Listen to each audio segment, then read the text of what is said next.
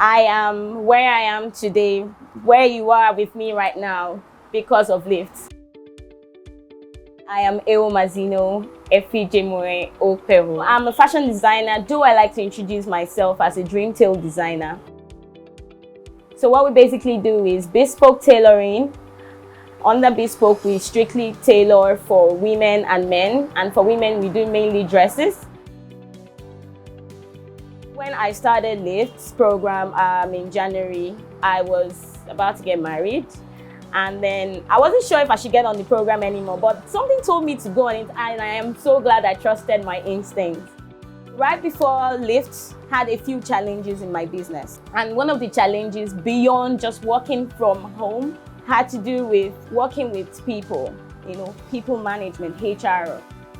Getting the right staff sometimes could be really, really frustrating, especially in the creative industry. In the beginning, when I started, I had so many workers, I was paying a lot of heavy amounts, and at the end of the month, I realized that I was working for my landlord and for my workers. So it didn't make sense. My take home was even smaller than I had people even earning as high as 50,000 naira a month. I had rent, my rent was heavy because it was a living and workspace, so I needed something really big to accommodate all of that. So a lot was going on for me. With staffing, I now learned that I could outsource some. The very, very intrinsic ones, we do them in-house. The ones that are very easy to churn out and can come out really fast, I outsource to as many tailors. So I have tailors all over the place. And that way, I'm also adding value to tailors because they get to make more money. A lot of them just sit in their stores sometimes and they don't have jobs. Another thing I learned from the Lyft program is that you train them how you want your standards. Like they spoke about standard of operation a lot. So you tell them how you want the standards to be on those garments because you need to quality control on all these items when they come out so that it still looks like something coming out of your brand.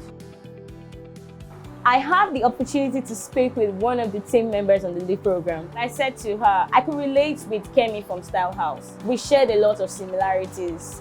I remembered where I was coming from. There were a lot of mistakes I made. In fact, I became an entrepreneur after I was in business. Kemi of Style House had a lot of challenges.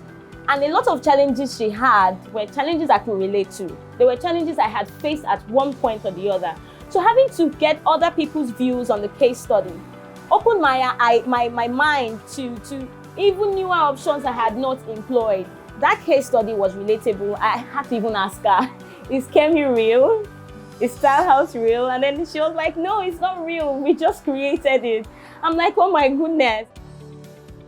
We learned a lot about marketing strategy on Lyft. So now I know better how to market this product, how to push it out there. We also learned about how to put technology into play. So how do I mix technology with my business and make it work? From Lyft, I learned that technology is important in every sphere, not just in the tech world. It is more important in other businesses as well. We'll make sure that we sell online more. We do a lot of social media. We boost our social media visibility because we really do not have a very good presence online. And from Lyft, I learned that we do not have to do it ourselves. Since we do not have the technical know-how to do the whole digital marketing, we can outsource it. Lyft was down to it. All the team, you couldn't even tell who was who. Everyone, communication was on point. There was constant mailing, messaging. There were even calls. For me, that was really amazing. They were even calling, like Lyft was calling me to say, you have a schedule for XYZ time. You have a session with your coach. You need to be at, it was just too on point. Lyft is everything, Lyft is everything. Lyft is powerful. Lyft is energizing. Lyft is networking. Lyft is teamwork. Lyft is progress. Lyft is growth. Lyft is grants.